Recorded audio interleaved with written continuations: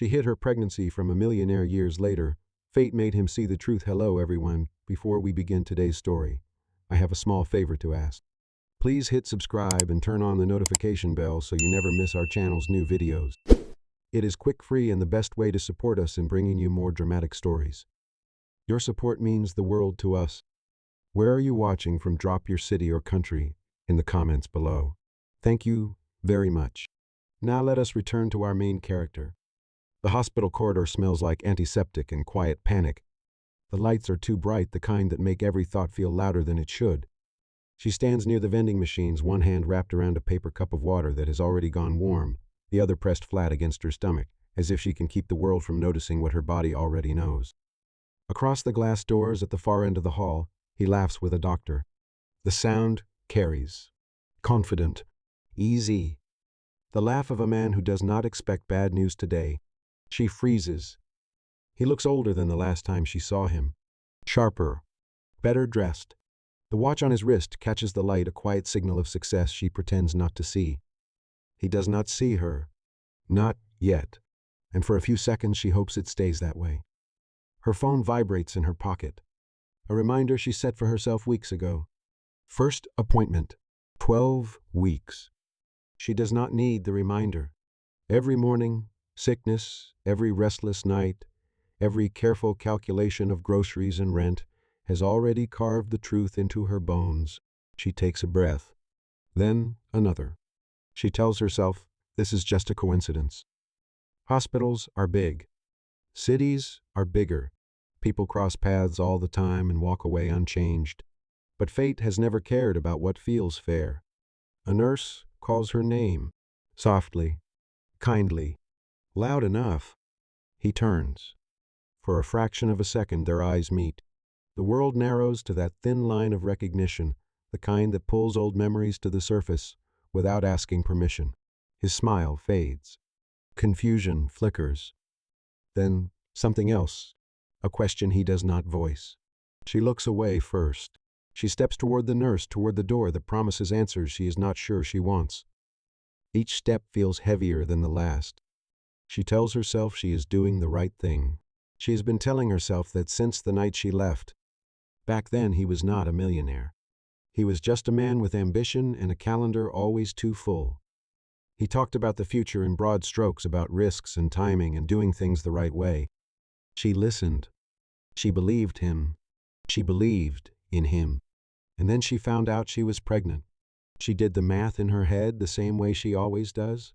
Rent. Health insurance. Time off work. The look on his face if she told him now. The way the world treats women who need help at the wrong moment. The way power tilts conversations before they even begin. She chose silence. She told herself she would tell him later, when things were stable, when she had proof she was not asking for anything. Then later became weeks. Weeks became months. And one morning she packed a single suitcase and left without saying goodbye. The nurse opens the door. The room is small, clean, too quiet. She sits on the exam table, paper crinkling beneath her. Her heart pounds in her ears. She wonders if he is still out there replaying the moment their eyes met. She wonders if he followed. She wonders if this is the last chance she will ever have to turn around and tell the truth. But she stays seated. The nurse asks routine questions.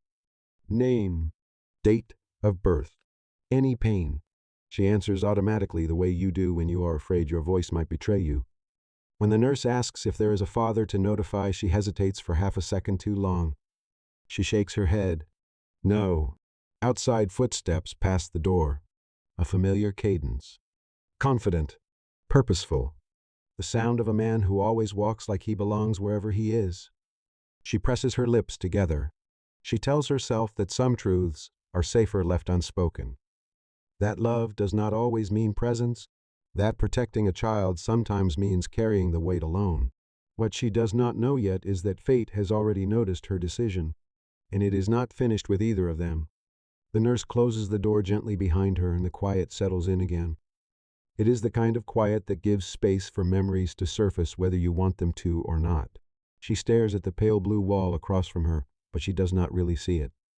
What she sees instead is a much smaller apartment from years ago. Peeling paint. a heater that rattled all night, a kitchen table so narrow that two people had to angle their chairs to sit across from each other.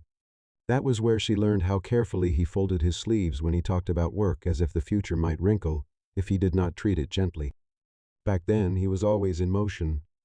Meetings, pitches, late nights fueled by takeout coffee and impossible optimism. He talked about building something meaningful, something that would last. She believed him because he believed himself. But belief does not pay rent. Belief does not cover health insurance.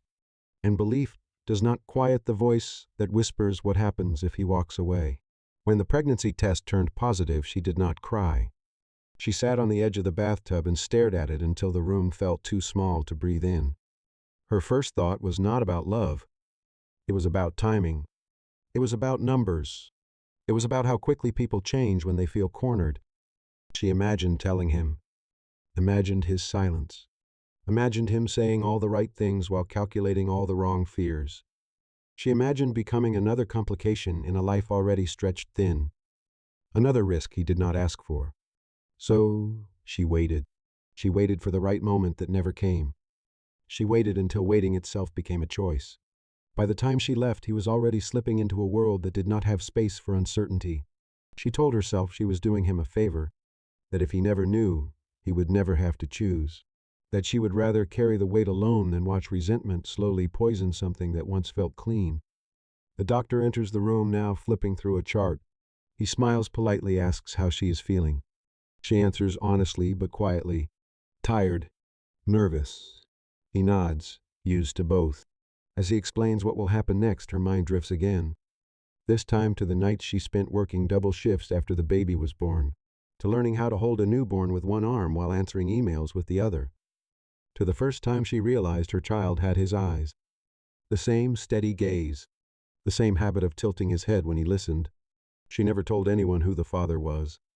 Not because she was ashamed, but because saying his name out loud felt like opening a door she could not afford to walk through. She built a routine instead. Daycare, drop-off, grocery lists, rent paid just in time, a life stitched together with discipline and silence. Outside the exam room, a familiar voice echoes down the hallway. Deeper than she remembers. More assured, it sends a sharp line of tension through her chest. He sounds like a man who belongs everywhere now. The doctor pauses, notices her distraction, and asks if she is all right. She nods quickly. Too quickly. She does not trust her voice. What she does not know is that he has not forgotten her. That the night she left without explanation became a quiet fracture in his life. Something he never quite named, but never fully healed from either. He told himself she chose a different path. That not everything needed an answer. But answers have a way of finding their time.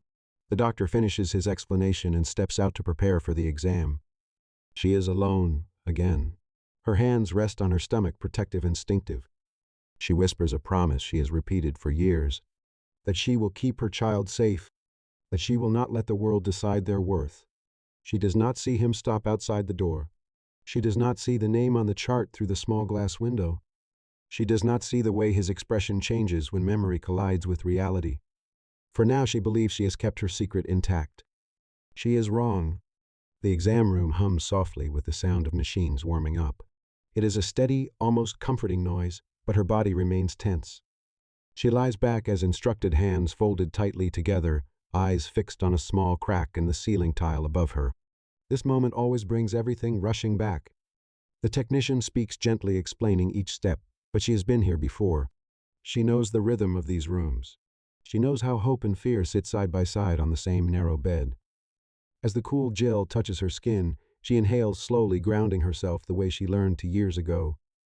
On the counter beside her purse sits a folded piece of paper she carries everywhere.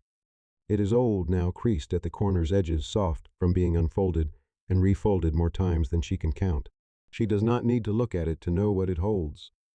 The first ultrasound image. The technician turns the screen slightly, and there it is. A flicker. A heartbeat. Small, stubborn, undeniable. Her throat tightens in a way it always does, even after all this time. She blinks rapidly, refusing to let tears fall. This was the moment that changed everything back then. She remembers sitting alone in a different room years ago, staring at a similar screen with no one beside her. She remembers pressing her hand to her mouth to keep from sobbing out loud. She remembers thinking, this is real now. This is happening whether I am ready or not. That was when she made her second promise. Not just to survive, but to protect. To build a world where this child would never feel like a secret or a mistake. The technician prints a new image and hands it to her with a warm smile. She thanks her quietly and tucks it into her purse right next to the old one. 2 moments separated by years bound by the same truth. Outside, the hallway remains busy. Voices pass. Footsteps echo. Somewhere not far away, he is still there, moving through the same space without knowing how close he is to the life he missed. After the exam, she sits on the edge of the bed, pulling on her shoes slowly. Her phone lights up with a message from daycare. A simple update. Pick up at 5. Snack time went well. He told a story today. She smiles despite herself. Her child has always loved stories. Every night, no matter how tired she was, he would ask for one more. Sometimes she made them up. Sometimes she told him about brave explorers or quiet heroes who did the right thing even when no one was watching. She never told him about his father, but she told him about courage, about kindness, about standing tall when the world feels heavy. She taught him to fold his sleeves carefully when he concentrates. She did not realize where that habit came from until it was already too late to ignore. She steps out of the exam room and nearly collides with someone in the hallway. She apologizes, automatically stepping aside. It is not him. Relief and disappointment mix in her chest in a way she does not fully understand. She tells herself this is better, cleaner, safer. As she walks toward the exit, her purse shifts on her shoulder. The folded ultrasound paper slides partway out unnoticed. It catches the air and slips free, landing, face up on the polished floor. She keeps walking. A few steps behind her, a man slows. He notices the paper, notices the shape, notices the familiar grainy image printed in black and white. Something about it pulls at him, sharp and unexpected. He bends down and picks it up. For a long moment he just stares at it. Not because he understands it yet, but because something about it feels personal in a way he cannot explain. He looks up, searching for the woman who dropped it. She's already halfway down the hall, unaware that fate has just planted a seed neither of them can pull back from now.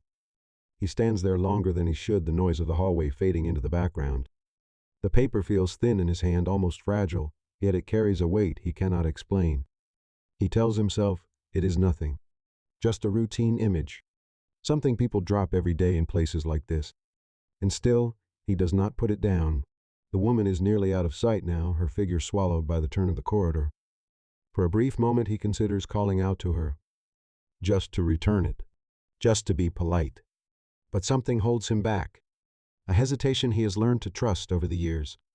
He folds the paper carefully and slips it into his jacket pocket, telling himself he will hand it to the front desk. That is the responsible thing to do. The reasonable thing. Reason has always been his strength.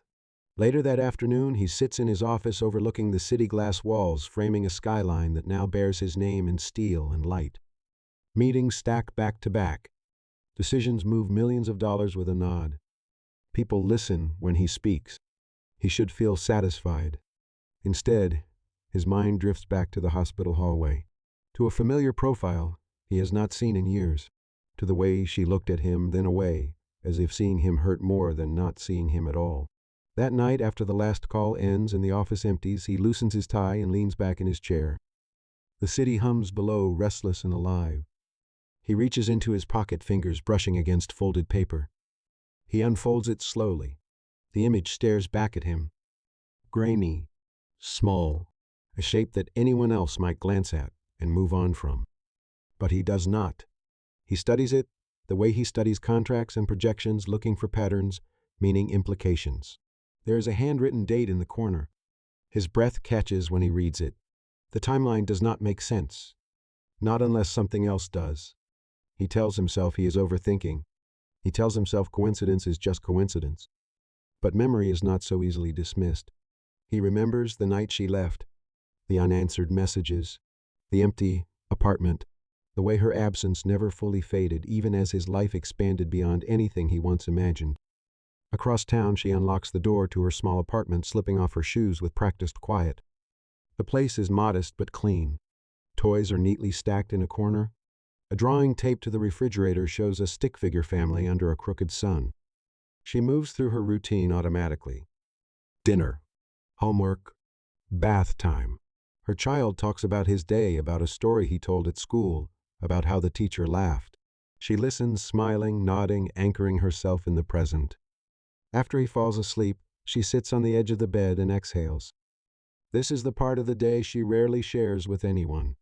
The silence after the work is done. The space where worry creeps in. She thinks about the hospital, about seeing him again after all these years, about the life he now lives so far removed from the one they once shared. She wonders if he has children, if he is happy, if he ever thinks about the woman who disappeared without explanation. She tells herself it does not matter, but the truth is it always has. Days pass. Then weeks. Life continues in parallel lines that seem determined not to touch. He buries himself in work, yet finds his thoughts circling back to that folded image. He runs the numbers again and again, unable to ignore the quiet pull of doubt. She focuses on stability, on keeping her child safe, and unaware of the storm gathering just beyond the edges of their world. She avoids places where she might see him again. She tells herself that chance encounters are just that. Fate, however, is patient. One afternoon, his assistant mentions a charity partnership with a local school.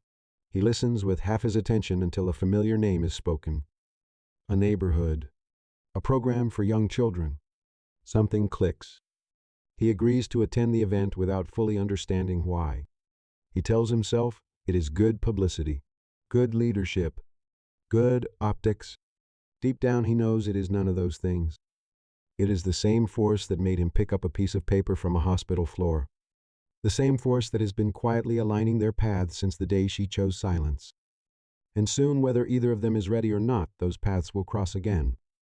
The school auditorium smells faintly of floor polish and crayons. Folding chairs line the walls, and children's artwork hangs in uneven rows, each piece signed in careful, oversized letters. It is the kind of place built on small hopes and tight budgets held together by routine and goodwill. She stands near the back, adjusting her child's collar for the third time. He fidgets, excitement buzzing through him. Today is special. Someone important is visiting. The teachers have said his name more than once this morning, their voices carrying that polite thrill adults use when they want children to behave. "Remember?" she murmurs, crouching to his level. "You stay close to me, all right." He nods, already distracted by the stage lights. At the front of the room, staff members whisper and straighten programs. A low murmur ripples through the crowd as a small group enters from the side door. Suits, confident posture. The quiet authority of people used to being listened to. He walks in last. For a moment she thinks her mind is playing tricks on her. The distance, the years, the way memory reshapes faces over time. Then he turns, slightly, speaking to a teacher, and there is no denying it. Her chest tightens. He looks completely at ease here, as if even a room full of mismatched chairs bends naturally to his presence. He smiles, shakes hands, thanks people for their work. The man she once knew is still there, layered beneath polish and power. She considers leaving. The exit is only a few steps away. She could claim a headache, an urgent call, any excuse at all. But her child tugs at her hand. "Mom," he whispers, eyes wide. "Is that the man they were talking about?" She nods, unable to trust her voice. On stage, the principal introduces him. A successful entrepreneur, a generous supporter of education, a man who believes in investing early and giving children opportunities he never had. Applause fills the room. He steps forward, thanks them, begins to speak. His voice is steady, practiced, but not cold. He talks about potential, about unseen talent, about how one moment one person can change the direction of a life. As he speaks, his gaze drifts, scanning the room without intention. Then it stops. Their eyes meet again, this time with no hallway to escape down, no door to close quietly behind her. Recognition settles slowly across his face. Surprise. Then something deeper, something unsettled. She looks away, first focusing on her child, who is now staring openly at the stage. When the speech ends, the teachers usher the children forward in small groups. They want pictures, They want handshakes. They want a moment to remember. Her child pulls free from her hand and joins the line before she can stop him. Panic flares. She moves forward, but it is too late. He is already standing in front of him, small and earnest, holding out a crayon drawing. "This is for you," he says proudly. He bends down smiling and takes the paper. His smile falters for just a fraction of a second. Not because of the drawing, but because of the child holding it. The same eyes. The same tilt of the head. The world seems to tilt with him. "Thank you," he says carefully. "This is beautiful." The child beams. She reaches them then, placing a gentle hand on her son's shoulder. "We should go," she says, her voice tight but polite. He looks up at her, really looks this time. The question that has been forming for weeks finally finds its shape.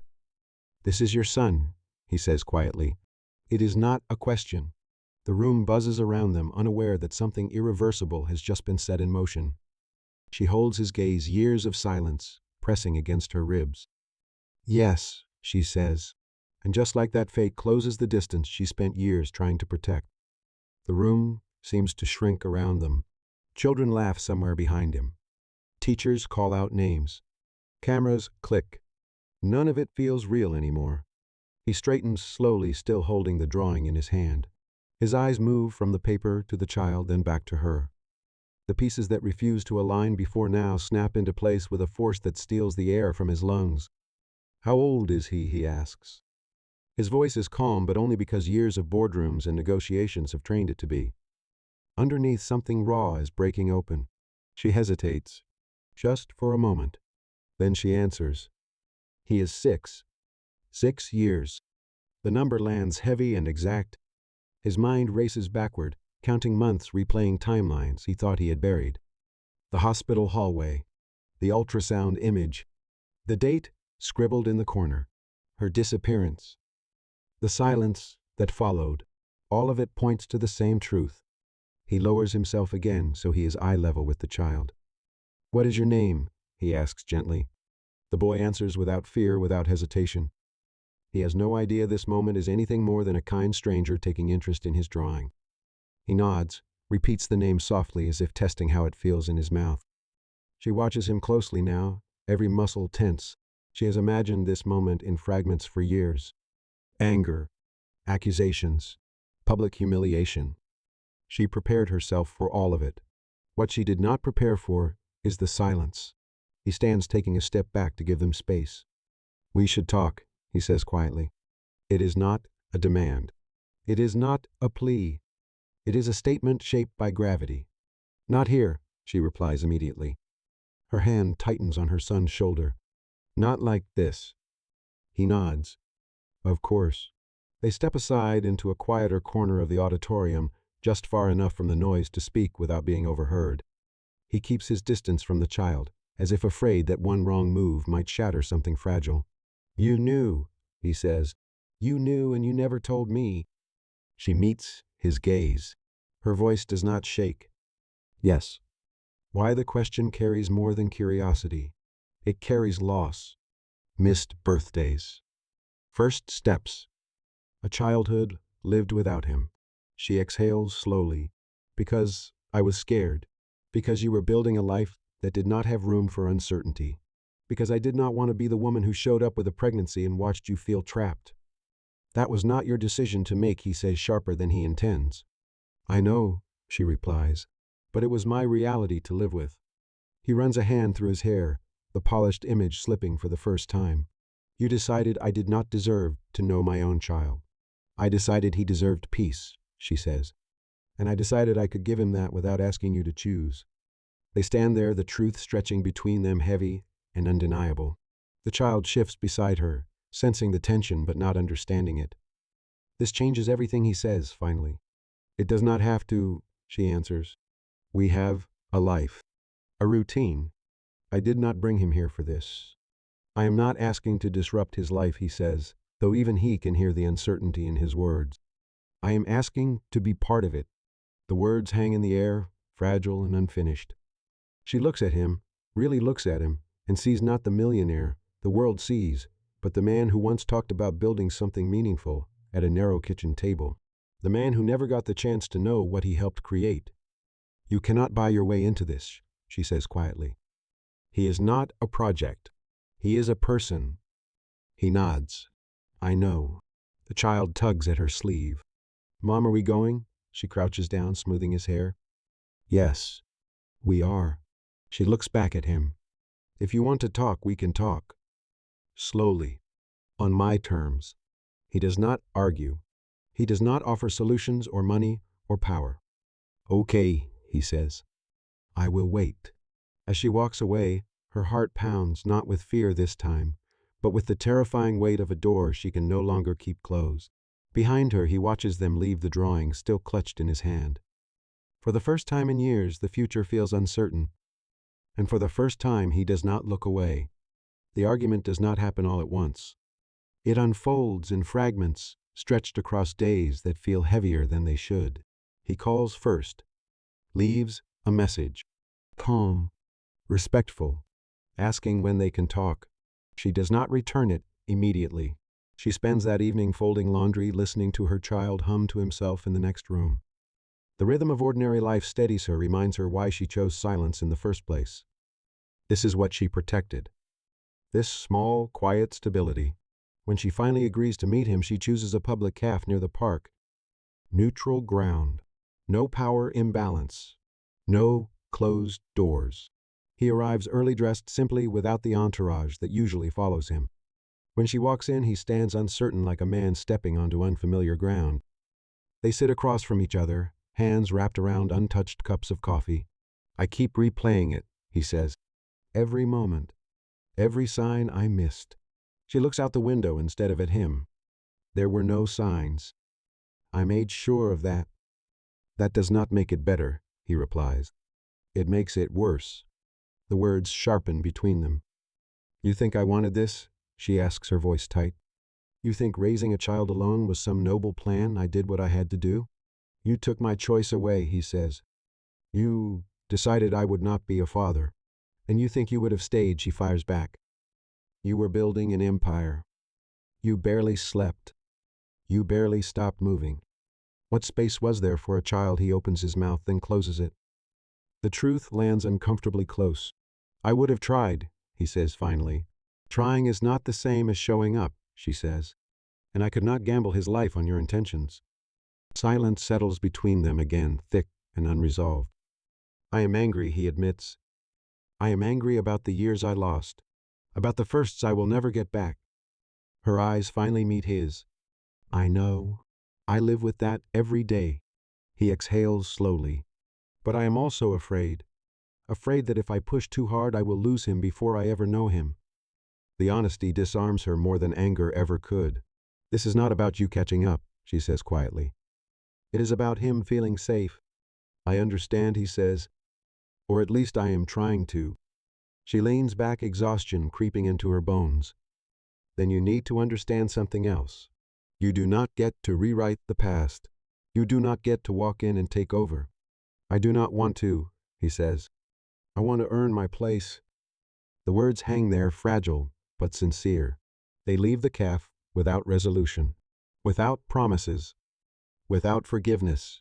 That night she watches her child sleep, his chest rising and falling steadily. She wonders if she has opened a door she cannot control anymore. Across the city, he stands in his penthouse, staring at the drawing taped carefully to his desk. Crayons. Crooked lines. A small sun in the corner. For the first time, his success feels irrelevant. Between them, tension remains. Hurt. Anger. Guilt. But beneath it all, something else begins to take shape. Not agreement. Not peace. But the beginning of a reckoning neither of them can walk away from now. He does not push after that conversation. No surprise visits. No lawyers. No grand gestures wrapped in money. Instead, he starts small. He asks if he can walk with them to the park one afternoon. Not to talk. Just to be there. She hesitates, then agrees, setting clear boundaries with her eyes before her words ever need to form. At the park, he keeps his distance. He sits on a bench while her child runs toward the swings. He watches the way the boy pumps his legs, the way his laughter carries. It feels like standing outside a window, close enough to see warmth, not close enough to touch it. When the boy falls and scrapes his knee, he does not rush forward. He waits. He lets her kneel clean the cut, whisper comfort. Only when the child looks at him curious does he offer a quiet smile. No promises. No explanations. Just presence. Days turn into weeks. He shows up when invited. Leaves when asked. He learns routines instead of rewriting them. He listens more than he speaks. She notices. Not the money. Not the influence. The consistency. One evening, her child brings home a school project about heroes. The paper is simple. Crayons again. Stick figures doing ordinary things. Helping. Waiting. Listening. The boy points at one drawing. That is, you, he says to him. You sit and watch so Mom does not get tired. Her breath catches. He crouches down, careful, respectful. That is very kind of you, he says. Your mom is very strong. Later that night, after the child is asleep, she sits alone at the kitchen table. The same narrow space she once shared with him years ago, though this one belongs entirely to her now. She thinks about all the ways she expected this to go wrong.